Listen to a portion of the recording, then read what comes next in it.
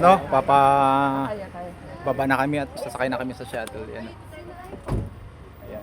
Sa wakas, tapos na kami mga picture taking dito sa may Dragon Treasure. Ayan. Okay po, okay. Tara.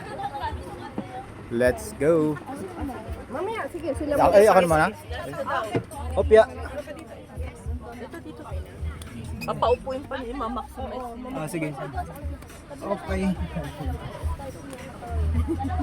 Opya. Tatlo pa, tatlo.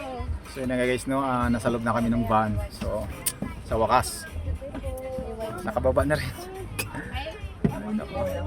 Kailangan pala talaga pag mga ganito habaan mo yung pasyensya mo eh. Pag maiksin ako, paaway talaga. Baka gutom lang yun si ate, kaya gano'n. Grabe yung react niya eh.